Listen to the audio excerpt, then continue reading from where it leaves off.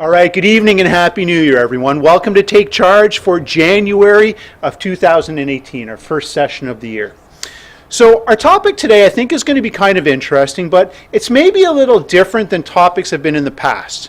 We all know that usually with Take Charge, our goal is to try and provide information and education that's going to be very relevant and interesting to our graduates, your friends, and that group of people.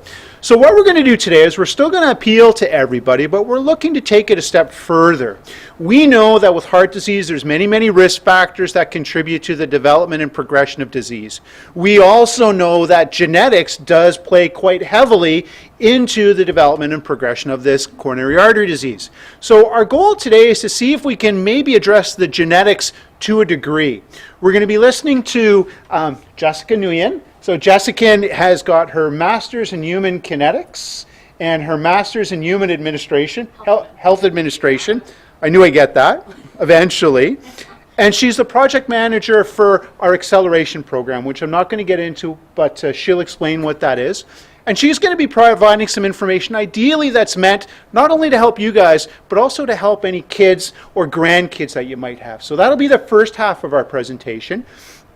And then after Jessica has done this, we're going to listen to Crystal Altman. Crystal is another kinesiologist, much like myself. She's a project manager for the education initiatives here at Toronto Rehab. And she's going to talk about some of the wonderful online resources that we've just recently developed that hopefully you're going to be able to use yourselves and share with the rest of your family so that they can help lead heart-healthy lifestyles. So it's going to be an interesting session, and I'm going to turn it over to Jessica to start. Jessica, thank you. Thank you. Good evening, everyone. I guess first item on the agenda is, Rob, I didn't realize I wasn't getting paid for this tonight. No. I'll pay for your parking. Okay. Thank you, everybody, for making the trek out this evening. It's always really appreciated to see so many of the graduates of the program.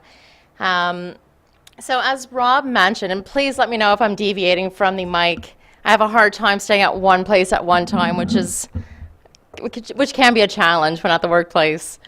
So the scope of my presentation this evening is to talk about one of our national programs titled the Acceleration Program. There's so many amazing things that has recently come out from our evaluation efforts, but I'd also like to bring to your attention its importance, not just for yourself, but for your family members as well, and how they can potentially participate in this program that will be relaunching fall of 2018. So our motto for the Acceleration Program, and Crystal will go into more detail about how this is applicable for secondary and tertiary prevention, but how do we make the healthy choice every day?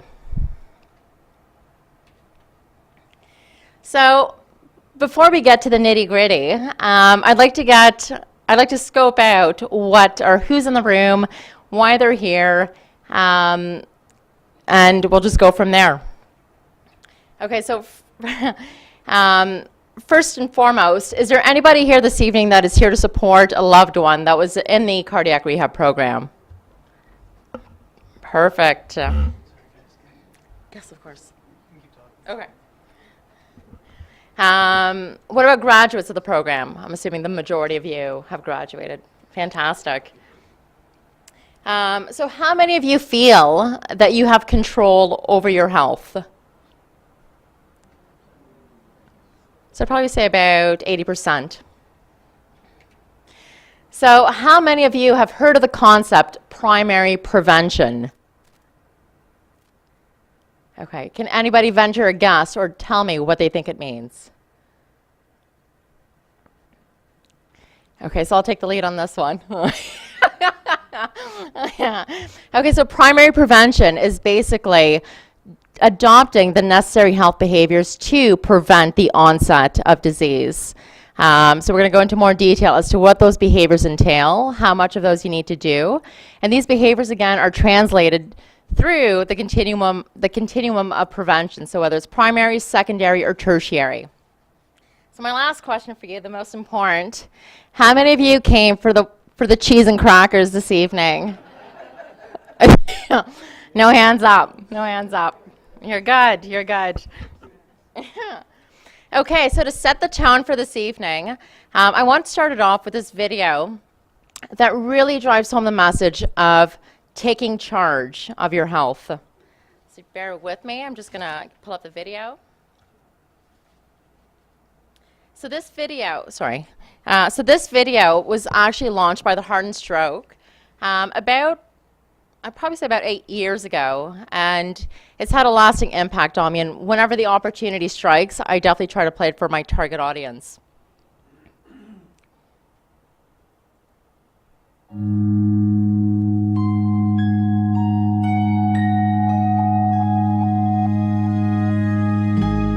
What will your last 10 years look like?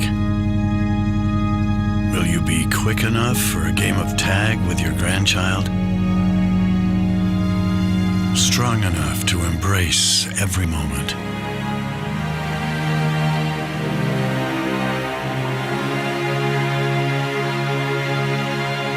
Will you grow old with vitality? Or get old with disease?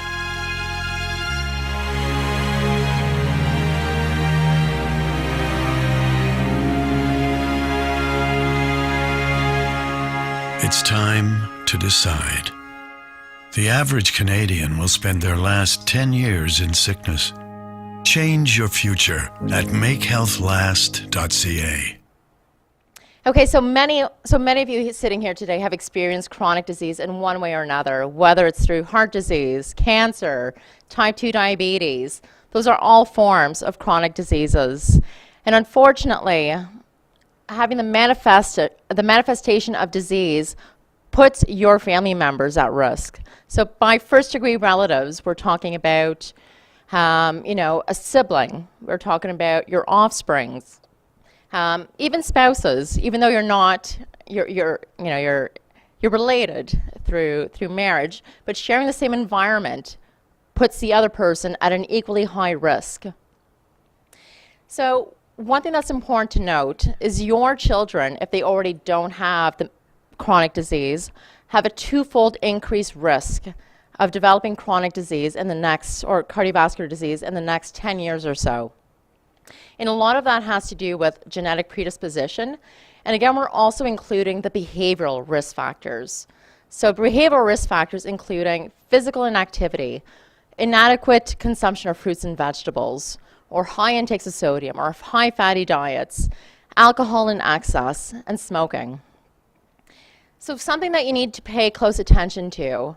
So if yourself or another family member have experienced cardiovascular disease before the age of 55, so this is mostly for men, 65 for women, or for women before menopause, it's really important to pay attention because your risk or your offspring's risk or your sibling's risk is increased exponentially. So to better understand the pan-Canadian landscape, so most of us, especially for those of us who have been part of the program, we understand what a healthy lifestyle looks like. Or at least we've been told what a healthy lifestyle looks like. And whether or not we've applied those principles to our day-to-day lives remains to be seen. So in Canada, despite many ongoing efforts from national organizations, provincial organizations, municipal organizations such as the Toronto Rehab Institute, the prevalence remains really high for inactivity. So 80% of Canadians are still deemed inactive. So that means they're doing less than 150 minutes of moderate to vigorous physical activity daily. 60% are consuming less than 5 servings of fruits and vegetables a day. 20% of Canadians still smoke. Granted, there's a higher proportion in northern communities, so where Indigenous people typically reside, so in reserves, as well as Quebec. The prevalence is quite high there.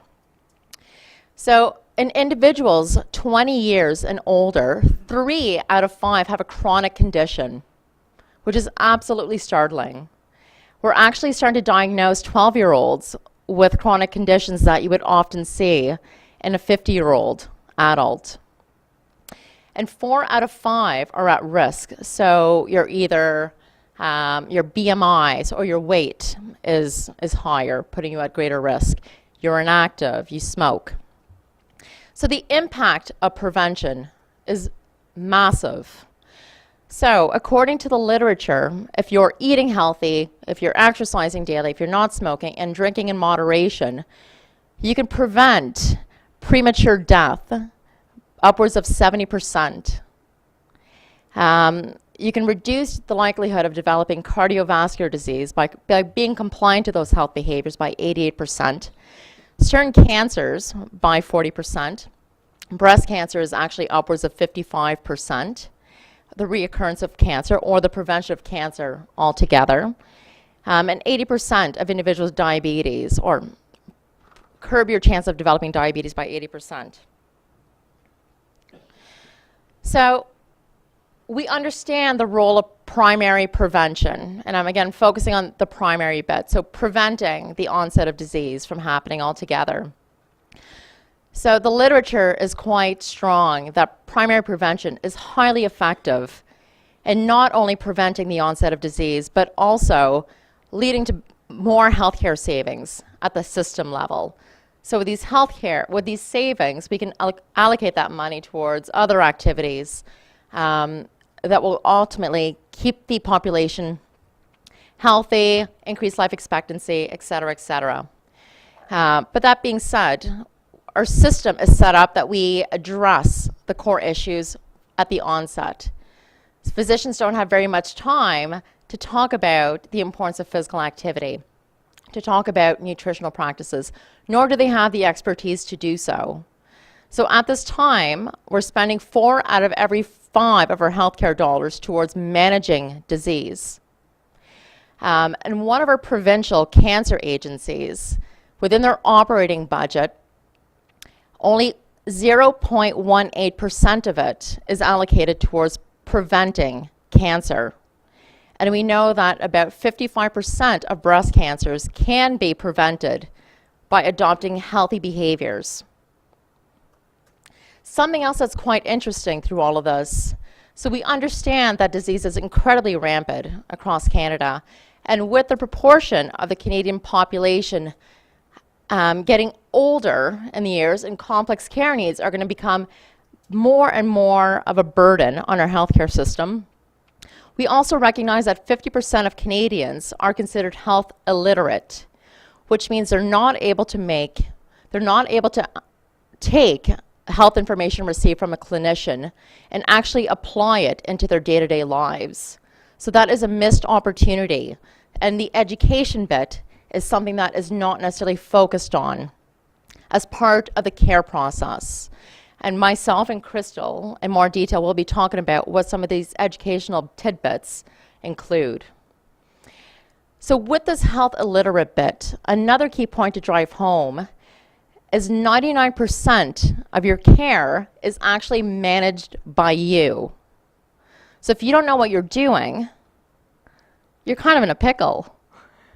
But luckily we have services like this, like the Take Charge events, that help sort of reinforce these learnings. You're holding each other accountable through the social forum, establishing new friendships. So these are ways that you can further reinforce these learnings. But for the average person, these opportunities are not offered to them. Something that I always found really interesting as we're moving our program along into primary care settings is that only 16% of primary care physicians are actually referring or prescribing physical activity. So how many of just to scan the room, how many of your physicians have spoken to you about physical activity, maybe at your last physical? That's really impressive. So about 40%. That's great. Unfortunately, that's not the norm. And there are many other issues with regards to prescribing exercise that, that's a whole other conversation to be had, or a whole other presentation to be had at Take Charge. But there's definitely an opportunity for further development there. And with 90% of Canadians having a GP and accessing their GP in the last year, there's a huge missed opportunity to further promote healthy behaviors. So with this knowledge at our fingertips, So Dr. O, as you all know and love, I'm sure. So he and a number of our core partners across Canada came up with this phenomenal idea about how do we revolutionize the way care is delivered so that we keep people out of our hospitals, keep people out of our beds, and get them to manage their health in a way that works for them. And that's when they came up with the acceleration program. So the term acceleration is an acronym for activity, smoking cessation, healthy eating, and alcohol intervention program with motivational supports. Now, how many of you could have come up with that acronym? I was baffled when I noticed when I knew what it meant. Okay, so what you need to know about the acceleration program. So the mission is to ultimately reduce the prevalence of chronic disease or the burden of chronic disease across the Canadian landscape. So we're not looking at solely the communities in our own backyards, but what is happening in these high-risk areas that require a lot of these services that we're so fortunate to have access to, and communities, or affluent communities such as Toronto, where we're able to afford programs like this and provide these to our community. So some of the main program components is, as I've mentioned a few times now, this is a pan-Canadian effort. So we have partners based out in Vancouver, BC, at the University of British Columbia, and they target Indigenous peoples. They target workplace wellness. We also have partners in Montreal, Quebec, and they target individuals with cardiopulmonary related issues and their family members. In Toronto, we target women at a high risk of developing breast cancer. We also target women with obesity-related complications postpartum. We target family members of our cardiac rehab participants or graduates. And in Halifax, we also target family members of their cardiac rehab participants, workplace wellness staff. So really what we're trying to demonstrate is that through our prevention model, even though the nuts and bolts are similar, that we can affect change given different subsets of the population. And by demonstrating the transferability of these results at different levels, makes our program that much more marketable and more likely for us to gain funding to further scale our reach to those in most need. So our program is also, and this is a very important piece of information, so like most of you were offered as part of the cardiac rehab program, we do offer a health coach. So this is one-on-one care with the participant. So the health coach walks you through a 12-week intervention that is based on the evidence, which is a taboo word that we often use in academic settings. But everything we present is is physician verified, is supported by the literature, and supported by a health coach with extensive experience in exercise prescription, dietary training, smoking cessation, and the psychosocial bit. So understanding the psychology, the stress, depression, et cetera, et cetera. We did have an on-site program, but moving into our next iteration, it will be an online program. So making our model of care more accessible across the Canadian landscape. So with the federal government now passing a movement to make broadband internet a basic human need, it's a perfect opportunity to scale our reach and leverage technology to do so. So zeroing in on the 4 health behaviors that really drive change in one's overall, what's the word I'm looking for? And one's overall health, and why you should care. So this is a text-heavy slide, but there's a lot of really relevant information that either reinforces learnings that you've experienced in the past, whether through this program or through other healthcare providers. But achieving 150 minutes of moderate to vigorous physical activity per week consistently can reduce the incidence of type 2 diabetes alone by 58%. So this is not even including diet, not including smoking cessation or alcohol consumption, although alcohol would affect this number. it reduces one's risk of developing Alzheimer's disease by 40%. And actually, physical activity, it's funny because I'll often, when I used to counsel patients back in the day, I would say, a dose of physical activity is more effective than taking a Prozac, which is a mood booster. And it's also proven to be more effective than some behavioral therapies. And again, that often has to do with, who your social worker is or who your therapist is. So give or take. And in terms of diet, so I'm not going to go into too much detail about all this, but reduces CVD risk factors. And with adding one fruit or one serving of vegetable a day. So I'm not sure if you're familiar with the recommendations. So a cup of leafy greens, for instance, in your salad at lunch, can reduce your risk of developing some sort of coronary event by 4% by adding one orange to your day. So alcohol, the recommendation. So women, 10 servings, no more than 2 per day. For men, it's 15 servings a week, no more than 3 a day. And what I thought was quite interesting is through the recommendations, they say maybe plan a night where you don't drink. So for the so if you like your alcohol, maybe keep that in your back pocket.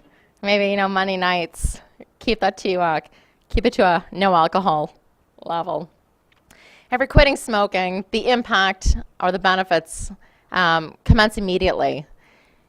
You take out your first butt and breathing becomes a lot easier. Within 12 to 15 years of quitting smoking, your lungs are back to the capacity of someone who had never smoked before. But somebody who still smokes, you're expected to live 10 fewer years than someone who does. Your risk for developing cardiovascular disease doubles. So it's just like if you have had cardiovascular disease before the age of 55 or before menopause, the likelihood that your offspring will experience that is the same as though if you were smoking. So keep that in mind. And you're up to 4 times to experience some sort of cardiac event, sudden cardiac event. So with any great program, you have a sound evaluation framework. In this slide, I'm going to demonstrate to you why the acceleration program is a program that deserves the recognition that it needs and needs to be further scaled up across Canada to further improve the lives of Canadians. So I'm just going to highlight some of the most notable results. So in terms of proportion of Canadians who are now consuming 5 servings of fruits and vegetables per day after the intervention, there was an increase of 67%. For achieving the physical activity guidelines, there was a 47% increase. 26% of individuals quit smoking. And in terms of depressive symptomology, so granted, for the majority of our participants, their symptomology was categorized in a normal level, and this is based on a validated score. But there was a 7% increase in individuals who had most severe symptomology for depression. So what does this mean? So what we decided to do is take our results to the next stage. So understanding that people achieved healthier behaviors is great, but what does that actually translate to in terms of your personal risk? So adherence to the target guidelines, so the ones that have been met by our participants.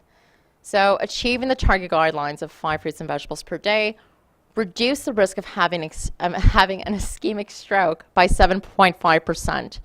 So individuals who met that target, they lowered their risk by that much. For physical activity, individuals who are now exercising consistently, 150 minutes a week, reduce their risk of mortality by 20%.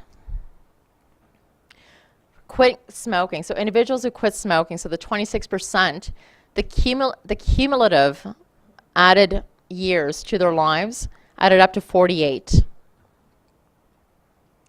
So cost savings to the healthcare system. So we had a formula that we used to estimate that. But through a 3-month intervention with 390 participants, we were able to achieve $130,000 in healthcare savings. And again, the program is only going to get bigger and better with these results, making the necessary modifications that we need to make sure that we're meeting our participants' needs. And life expectancy, and again, these are for individuals who have not had pre-established chronic disease. So these are the ones who are at risk. They were able to increase their life expectancy by 1.25 years, which is very significant. So with this program, as you know, we've realized so many great things, and we want to help you or your family members or friends unleash their potential and help them or set them up for their best possible health. So before I play this video, I just want to let you know that right now we're in the development phase. So we received additional funding, $750,000 from an insurance company to further scale our program. And we're planning on relaunching this program in September of 2018, so just in a few months. And hopefully with this video, it'll shed some more light as to how impactful this program has been for participants. Yes.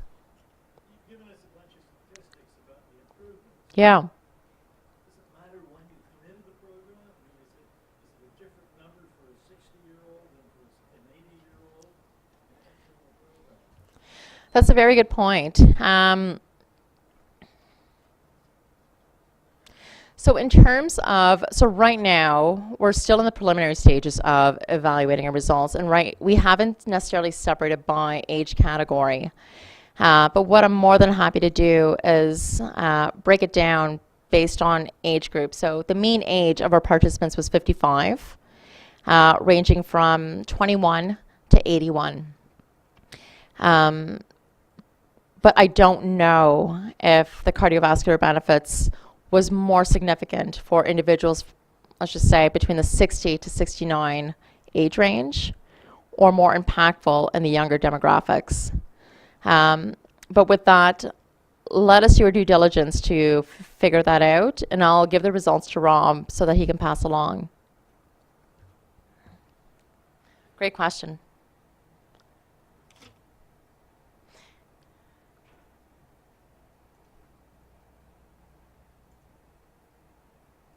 My mother passed away from breast cancer when I was 11 years old. And I wanted to make sure that my fate wasn't the same as hers. So I wanted to focus on prevention. Unfortunately, I had a heart attack. When I was pregnant, I had high blood pressure, so that made me a candidate for the program. And as well, I was going through some depression, and I just needed a change in my life. My doctor suggested that I try out the acceleration program. 3 out of 5 Canadian adults are living with a chronic disease: heart disease, diabetes, cancer, lung disease.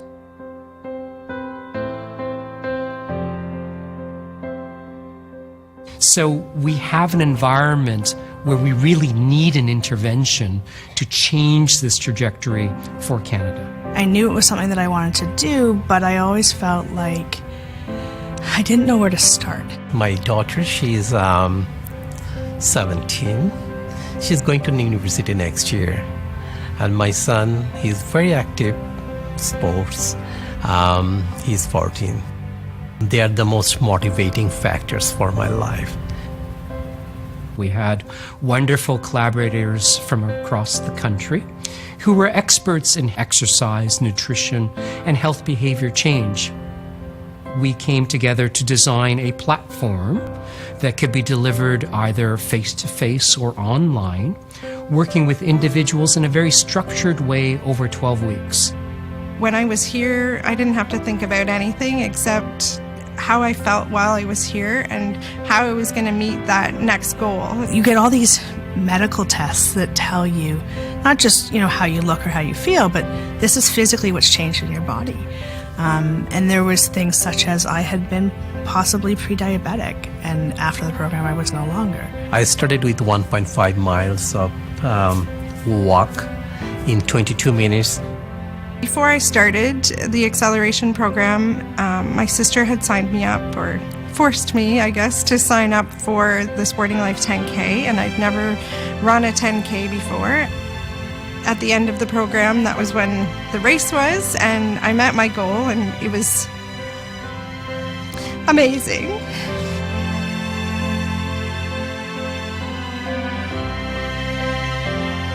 I already doubled up my exercise prescriptions in just 4 weeks. I run 3 miles almost 5 days a week. So if you can make a physical change in 12 weeks, what can you do if you were to stay on track for a couple of years? Having support like that, I found that I was really blessed. The average changes across these parameters totaled up to about a 1.5 year extra gain in life. And that's life really well spent with family, with friends, with achieving the great things that our lives really should give us.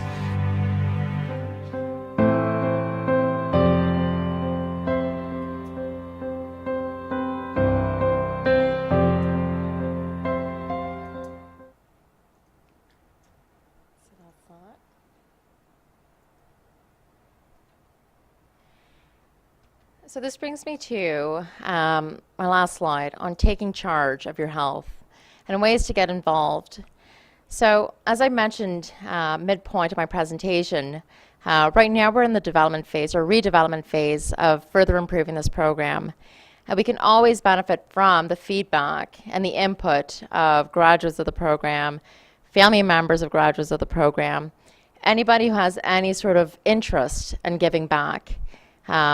Your time is something that we truly value, and in more ways than just one. We honestly believe that we cannot advance this program without your support. If this is something that is of interest to you, I have my contact information at the end, and I'll be hanging around after Crystal's presentation as well to take questions, because I think we're going to field questions after Crystal's presentation.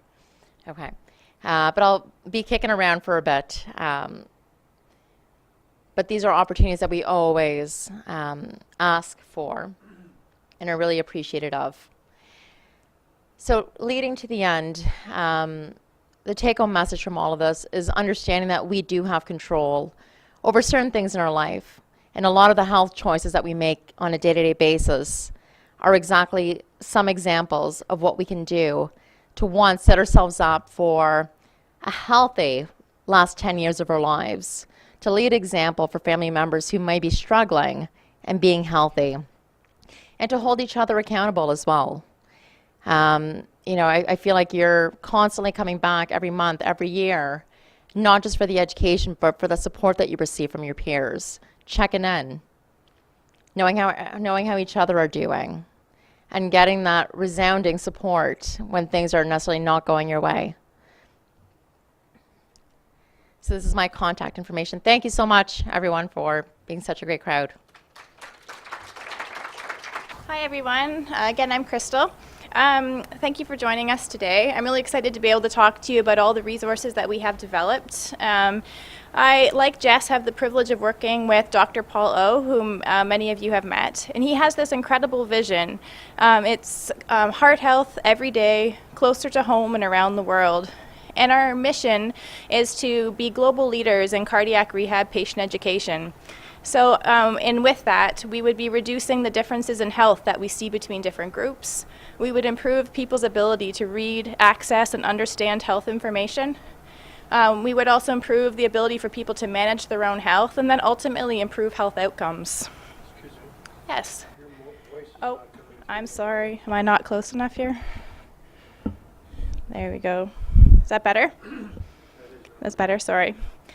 So we started this journey about 5 years ago, and we developed Health eUniversity to help us reach our vision and our mission. So Health eUniversity is an online virtual institute, and it's made up of a number of colleges, some that you may have heard of. So to date, we have developed Cardiac College and Diabetes College, and I'll go into more details about those soon. And we have plans to develop future colleges over the next several years.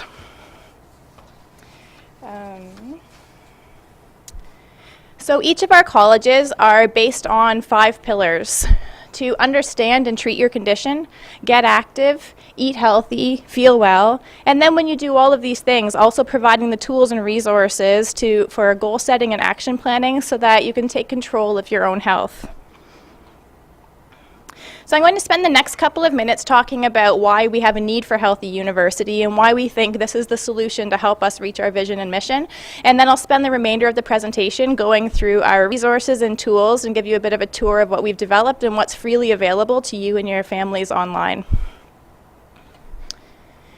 So the first point is that we know that our program's effective. We have a great research team here, and we have published results on the effectiveness of our curriculum. So we know that people become healthier and engage in more active lifestyle, but we also know that not everybody around the world has access to programs like ours, and not everybody can come here. So why keep all of this great information inside the walls of Toronto Rehab? And so this will help us broaden our reach by putting our information, it's the same information that's delivered in our classes, and make that available widely. So how many of you have ever searched for health information or answered your health information on the internet? Right, so practically everybody, and you're amongst the majority of Canadians. Most people turn to the internet and often before even talking to their health provider to get answers about their health information. But when you go on the internet, how do you know what you can trust? And a lot of that information is written in a way that's very difficult to understand and too much at once. And also, you can go to several different websites and need to find the information across so many sites. So Healthy University is a way that all the information is in one place, very specific to a specific chronic disease. And all of that material has been developed by our team here. So we've had physicians, dietitians, social workers, psychologists, our exercise specialists all collaborating, and then most importantly we have patients reviewing all of the information as well that goes onto the website. The next piece that Healthy University does is aims to improve patient education. So we know that when patients are better informed, they have better health outcomes. But we oftentimes, people have a heart event, or if you are at the time of diagnosis, that's the time when patient education, well, either you get no information at all, or the clinician thinks it's a fantastic time while you're recovering in the hospital to tell you everything that you're ever going to need to know. And if you've ever been in that situation, dealing with the emotional, and though I think they're well-intentioned trying to share that information, but if you've ever been in that situation before, the emotional and physical stress that you're dealing with makes it practically impossible to absorb anything, let alone take action on what you have just heard. And that's not the fault of the patient. That lies on the healthcare provider, that we need to provide the right information and at the right time and speak clearly and have that information communicated in a way that people can understand. So Healthy University, we work very closely with our patient and family education team to make sure that messaging is clear and that the messaging that goes up there is extremely relevant to the patients. And along a similar vein, we're aiming to improve health literacy. So health literacy, Jess touched on this a bit, is the ability to access, read, and act upon health information. So we know that when people have better health literacy, that they better understand their condition, they can monitor their condition more closely and then go follow up if they notice something has changed. They can use devices correctly. So say if you have diabetes and you're using a glucometer, you know how to use that device properly, get an accurate reading, and then you know how to interpret those results and what to do about that number. It also reduces hospital readmissions, improves quality of life, decreases anxiety, and improves health outcomes, just to name a few. So again, this lies on us as healthcare providers to make sure that we're providing information that can be accessed easily, that is easy to understand, and that you know what to do after you've read that information. And then lastly, to improve self-management, so making sure that we are developing the tools and resources that you need in order to manage your health from day to day. All right, so I'm going to switch gears a bit, and now we'll go over some of the tools and resources that help us achieve those things that I just went through. So this is Cardiac College. The website is cardiaccollege.ca, and it can be accessed on your desktop, and it's also mobile friendly. So if you're accessing it on your phone or on a tablet, it'll reformat the website to make it optimal for whatever device that you're using. And just like I mentioned, this is based on the 5 pillars that we outlined for Health eUniversity. So Cardiac College has the patient guide that many of you may have used when you were in the program. Currently it's available in English and French and Portuguese, and we're constantly translating it into multiple other languages. We have one of our books available in Punjabi right now, and the rest will be available this winter. And Spanish and Hindi have been translated and are just in the review process. And so when we translate all of these materials, we're trying to recognize we have a very diverse population in the GTA. People speak many different languages. We often have multiple translators here in our classes. And so this provides people reduces barriers to accessing information by being able to read it in the language that you read best. The next thing that we have available are a series of nutrition videos. Belongo's made a generous donation so that we can enhance the Eat Healthy section of our website. And so there's a series of videos here, such as on managing high cholesterol. There's a 2-part series on reading food labels.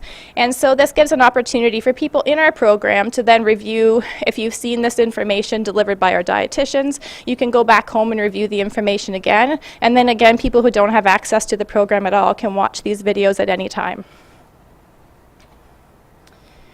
We have a series of heart-healthy recipes, and recently our dietitians just created the nutrition facts tables to go with each of those recipes, so you can see exactly what nutrients you're getting in each of those recipes as well. Our team launched a series of resistance training videos. So we have 3 resistance training programs. The standard program, we have a mini program, and then an exercise band program. And all 3 of those programs are freely available on the internet. So you can load up on I'll give you a bit of a tour of the website later to show you how to access them. But each of these provides instructions on how to do these cardiac safe resistance training exercises. And then you can download, if you choose to, the printable version as well, and it describes all the safety information associated with doing these exercises. We've had patients use these when some of the patients who have gone on vacation and can't come to the program for a bit, they'll just follow along in the videos from wherever they are, and they can keep up with their exercise routine. And then we've had other programs as well who don't have access to resistance training programs. We have a few programs out west who don't have videos, and they've now taken these videos and embedded them into their programs, so now their patients have access to resistance training exercises as well. Most recently, just in October, we just launched this program called THRIVE, and THRIVE is the Targeted Health Risk Intervention Education Program. We have very long acronyms here. And so this program is a 12-week program that's, again, freely available on our website, and it's built around the 5 pillars. So each of those colors is associated with one of the pillars. Orange being take control, the green is the supports the get active pillar, yellow the eat healthy, blue is our treat heart disease, and then the purple ones are support the feel well pillar. And if you can go through this 12-week program, and each of the weeks is structured in a learn, plan, do, reflect structure. So we worked with behavior change specialists when we developed this program, and worked with, once people learn information, we embedded the goal setting and action planning tools right onto the website, and you can make and our motto is small changes for better health. So once you click on the Learn section, you can play a video. It's 5 minutes of information, so pretty quick. It's not a huge time investment. Then on the Plan section of the site, the action planning tools that would be familiar to you if you've been through the program. Same premise there. The Do is just encouraging you to go do that, whatever you've set out in your action plan for that week, and then returning to the site to reflect on your experience, what went well, what didn't go as planned, and what can you try for next week. And then with some patient feedback, they said, well, what happens when we finish the 12-week program? Then what do we do? So we added this piece on the website called After Thrive.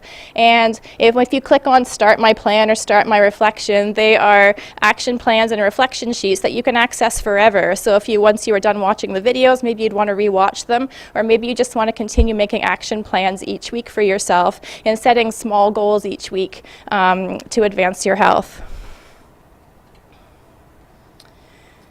And did any of you that want to share part of our cardiac rehab at home program? Okay, so we have as you know, we have a 6-month, our cardiac rehab program is 6 months on site, or you can also choose to do cardiac rehab from the comfort of your home. So we have our same, led by our CRSs, just like the other program, and all of the curriculum is the same. For the patients that choose to do the program from home, they can choose to follow along in the guide, or we have also taken that guide and taken the 21 chapters and turned those into interactive e-learning modules. So rather than reading the content each week, I'll just give you, there's modules that look like this. So for valve disorders, you would have an actual picture and you could click through the information and learn specifically what it is, symptoms, treatments, and you can sort through the information and read about what's most relevant to you. There's also a cardiac medication lookup finder, so you just click on the letter of the alphabet that your medication starts with, and then it would bring you to a list of medications that begin with that letter, and that saves you from flipping through every page of the guide trying to find which class your medicine falls in. The heat safety index tool, some of you may be familiar with that from class. So there's an actual practical tool in here, and you can actually drag the lines and practice using the tool. So it teaches you how to use those tools that are pretty handy when you're deciding whether or not to exercise outside. Yes? Is there any difference between this and the big binders we were given when we started the program? In terms of the content? Yeah. Nope, the content is the same. Yep, so we took those binders and all of that content and took it chapter by chapter and just changed it into e-learning. So I mean, the wording may change slightly to make it friendly for here, but we didn't drop any of the content. Yeah, so you can just choose. Some people prefer still the book. Some people choose to download the guide and they read the guide online. And then for some people, they like this interactive experience. They can actually, with the e-learning. Yes? If you're like 2 or 3 or 5 or 10 years from the program, as your book gets older, this we're going to keep current and up to date. Yes. Whereas the book, if you've got the book, it saves you from having to buy it. So this will be our most current version of everything. Yes. This is free or is it charged? Right, so right now this is only available to our patients who are enrolled in the cardiac rehab at home program. We're right now in the process of looking for funding to try and expand access to it. We're limited per number of users, but we are trying to expand access to our own program and then also across Canada. So we can keep Rob updated on that if it's something that you might be interested in. It just seemed to me, the reason I asked the question was if you've gotten it this far and it's complete, get rid of the paper binder copy altogether and let people use this instead of Yeah. Yeah, it seems that way, but you'd be surprised by the number of people who just love the printed book. And even though it's still available for free online, people still choose to pay the $30 for the guide because they just like having the printed materials. So I think just different learning styles or whatever fits your lifestyle. Some people might not want to sit at the computer, or they take the book on the go and read it before class.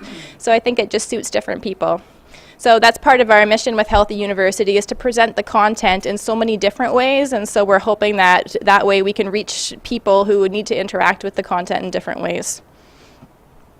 And then if you've, again, if you're a graduate of the program, you are using the exercise diaries to track your aerobic exercise and your resistance exercise. So these have been included in the this online school as well. And so you can track it all there, and then your CRS can actually see all of that content, see all of the numbers that you have input, and then have those weekly phone conversations with you in order to see how you're doing and what went well and what did not go as planned.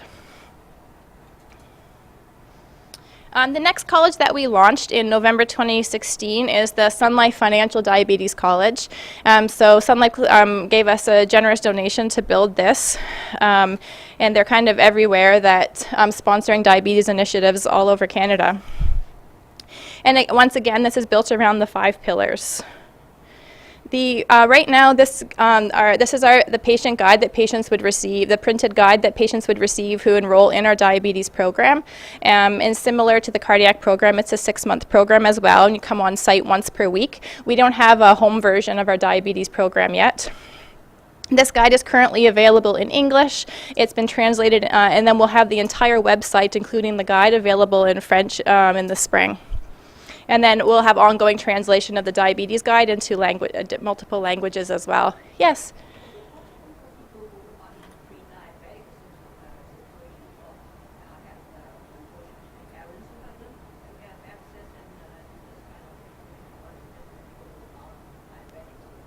No, it's for people with pre-diabetes as well. Yeah, so it could ask as preventative. So if you followed the lifestyle behaviors that are encouraged on this site or that information, it would be very applicable to somebody with pre-diabetes. Yeah.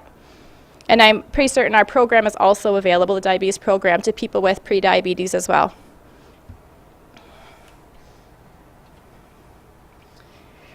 And then similar, I won't go through these again, but the same nutrition and resistance training videos that are available on the cardiac site are also available on the diabetes site as well.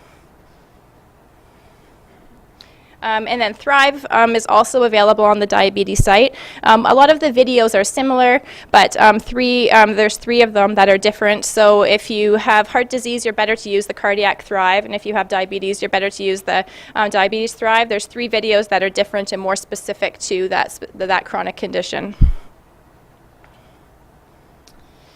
So as I mentioned earlier, part of our initiative is recognizing that not everybody has access across the world to cardiac rehab information. In some places, even just here in Canada, we talked to a partner in the Yukon and they have no cardiac rehab facilities whatsoever. And yet we know cardiac rehab is incredibly effective. Finishing a cardiac rehab program can reduce your risk by 50% of having a second heart attack, which is huge. And so to think that people don't have access to that, we want to be able to help that situation. So we are talking with partners all in 9 different countries right now, and in multiple partners within those countries, and sharing our information with them. So we have partners in India who have helped us review our Punjabi and Hindi guides, and they'll be taking our guides and using them in their program. We have a research study, which I'll outline in the next slide, right now in Canada, in Quebec and New Brunswick, and they're helping us test the materials in both English and in French. And then in March, we're starting a study in Costa Rica, Mexico, and Colombia with our Spanish guide, so they will help us test the effectiveness of the materials there.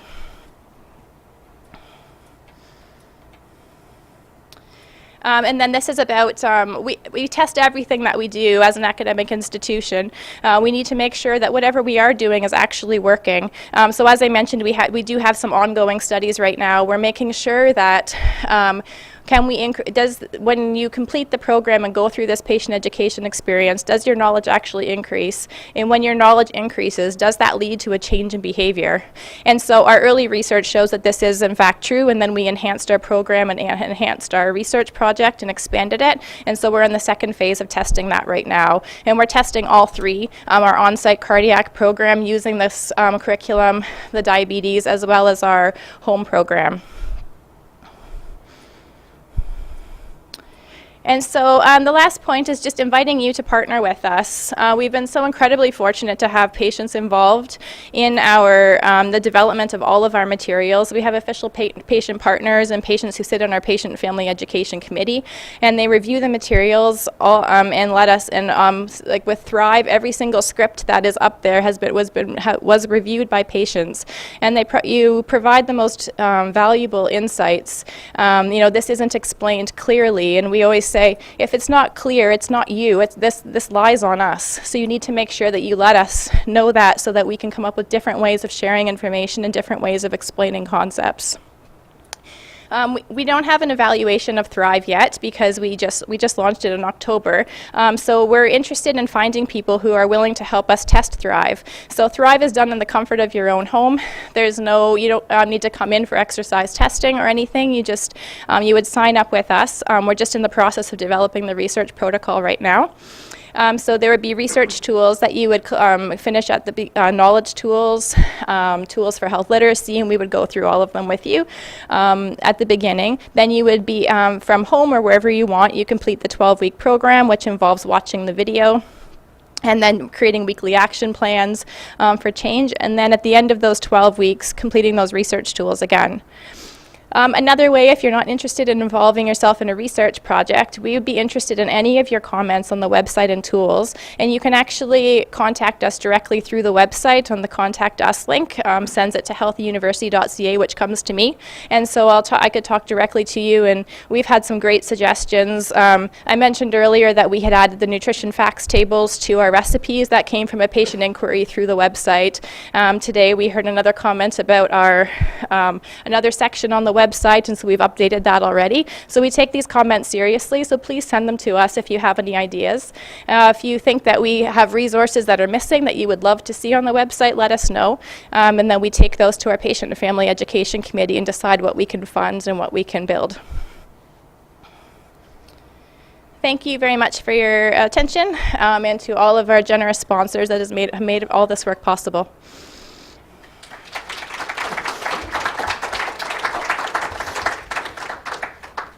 Presentations. We have some time for questions, so we can get Jessica to come back down. Kristen will stay up. You guys can have the mic because I'm allowed all by my lonesome. Do we have any questions? Emil. If we wanted to participate in the THRIVE program, is there a specific time that you would need to start, or that's flexible? It's up us. I don't know. I don't have a good answer for you right now. We're just building the protocol, so it'd probably be in a couple of months that the study would start. So it would have to be, everyone would start around the same time. So I can let you know. I would have a better answer for you in the next couple of weeks. What you can do is, if you're interested with that, just send me an email, because everybody's got my email, just with a reminder, and then I can forward it on to Crystal. She can archive it when she gets started, then she can act on those. That's reasonable? Yeah, that sounds great. Since you can do it from home, I assume you can do it from anywhere in the world? You can, yes. Yeah. I can show you if we have a couple of minutes after questions. I'll bring you to the website and actually show you where it is on the site. Yes? Just a few things confused me. You said that there is limited access, and yet you've also shown us global thing like it's open to the whole world. Are we as graduates get in on this, and is there a cost for either of THRIVE or eLearning University and the acceleration program? Do you want, I'll start. Is that okay? Yeah, so there's no cost at all. So I apologize for not being clear. The limited access is limited access to cardiac rehab programs like this. So these programs like our on-site program don't exist everywhere, and education materials like the ones we're providing are not available everywhere. Our websites are aiming to solve that problem, so all of the information on the websites is freely available to anybody in the world, and there's no cost to anything on the site. So anybody can enroll and thrive, and the entire program is free. And again, built by our team. I think you said there's some of the home program education modules. The home, yes. Those are still a little restricted, right? Yes, the home education, because that's part of our on-site program. It's kind of a division of our on-site program. So yeah, so that's the piece that is limited. You'd have to enroll in our cardiac rehab program for the 6-month program and choose the home program rather than the on-site program. Probably 90% of it is available for free, but some of the lectures are still, we're using it specific for stuff, and that's protected. So we've got a hot weather talk that we do. You guys have probably all heard it if you've been through the program. That right now is only for use in the home program. That might change down the road, but we need to evaluate and optimize it, make sure it's all perfect. So we need to protect that very small part of it. But all this other great stuff, and it's fantastic. Staff are using it in class regularly. That's available to everybody, no cost. And with regards to the acceleration program, so the only limitations that we face is because it's a research study, there's an inclusion and exclusion criteria that we need to abide by. And because this is a primary prevention program, we do not accept individuals who have had a cardiovascular disease within the last 5 years or cancer in the last 5 years. You have to be 18 years and older. And because this is funding dependent, We've estimated that each intervention, so again, this is weekly contacts by a health coach for a period of 12 weeks. The estimated cost per patient per intervention is about $400. So when you factor in that cost, our capacity is limited. So with additional funds, we hope to, one, reduce the stringent, I guess, how stringent the exclusion criteria is, so make it more inclusive, but also simplify our intervention design, hence using the virtual model, so that we can also build our capacity. And we're hoping that, through the pilot study where we onboarded approximately or close to 500 participants, with the results we're able to get additional funding from national organizations, from insurance companies. So right now we're working on this $10 million opportunity, and that would offer us the opportunity to onboard approximately 5,000 participants. And with this new data, we're hoping to go to the Ministry of Health, for instance, in Ontario, to drive policy change so that primary prevention is seen as a basic human service. So that this is going to be, so we're going to have continual feedback in primary prevention to support family members of individuals who have suffered from cardiovascular disease or cancer or the like. So let me clarify here. This is for people who've already been in rehab as one possibility. The other one could be those who haven't had any participation in a program, like our relatives or whatever, they could be part of it as well. So with the new inclusion-exclusion criteria, so we're looking at individuals who have not had any sort of cardiovascular, an onset of cardiovascular disease in the last year. 3 or 5? So the original design was less than 5 years, but now in our new design is less than 1 year. So if you've had a heart attack 5 years ago, you could be part of this program. That's going to be relaunching in September. And again, you're going to be facilitated through the process with a health coach. And everything is one-on-one, tailored education, tailored messaging. It's all done virtually, so you get automatic prompts. And what we're moving towards is the concept of, I don't want to get too technical, but machine learning. So basically, through the virtual space, it'll identify your engagement with the platform, and if you're starting to slip, it'll notify the health coach to connect with you directly. Say, hey Chuck, notice that you haven't been using the platform in the last 4 days, or haven't recorded your exercise. What's up? So these are unique features that we're going to be able to benefit from with this additional new money. And we're working with partners in Montreal out of Concordia and McGill University to help develop these sophisticated bits, computer, which I'm still trying to figure out because I'm really not tech savvy. Yes. Another suggestion that comes to my mind is, having been in the benefits business before, insurance companies, I gotta believe, would love to participate in the program. Yes. To convince their corporate clients to adopt the program. You got it. It cuts their costs, and it cuts the employer's costs. Exactly. And actually, so we just received $750,000 from Medivie Blue Cross, and they're housed out in the Atlantic provinces. So right now, our new model will be deployed in Toronto, Montreal, Halifax. And the plan is to eventually develop a model of care that can be embedded in a workplace wellness setting. Specifically, so we're piloting with Medivie Blue Cross employees, and hopefully with proof of concept, we can further scale our reach and reduce premiums.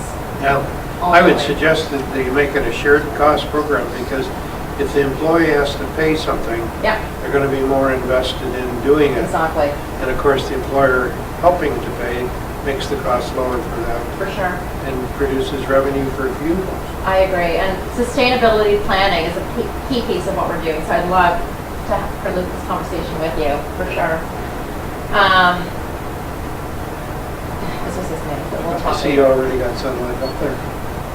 Oh yeah, they sponsored the Build a Diabetes College. So they gave us $1 million donation to build out Diabetes College.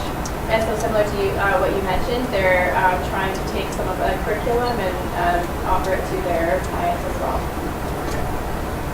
I think the question was asked for the acceleration Oh, no, sorry. Thank you for addressing that. No, the acceleration program is also free. What we're planning on doing as part of our sustainability planning efforts, so right now we're still in the demonstrating proof of concept. So again, that means what we've invested our money into and what we've created with that money, it's actually effective in driving change, so achieving our objective, achieving our mission. Something that's very important for you to know, so at this time, yes, it's complimentary, but again, seating is limited because of funding. Something that's very important for me to note is I know that there are so many different solutions out there, you know, Fitbit, Nike Plus. Please note that only 3% of the health mobile apps that are out there are actually rooted in the evidence. Only 3%, so 97% are based on nothing. So when you are looking for solutions, you know, for a lot of them, they're great because they just initiate that motivation. They have, you know, you're able to log, and that's great. But if you're looking for something more physician verified, something that's more comprehensive, something that has been demonstrated time and time again with different populations to be effective in improving health outcomes and reducing your risk of developing or having an ischemic stroke. This is the kind of program that you'd want to invest your time doing. Keep that in your back pocket.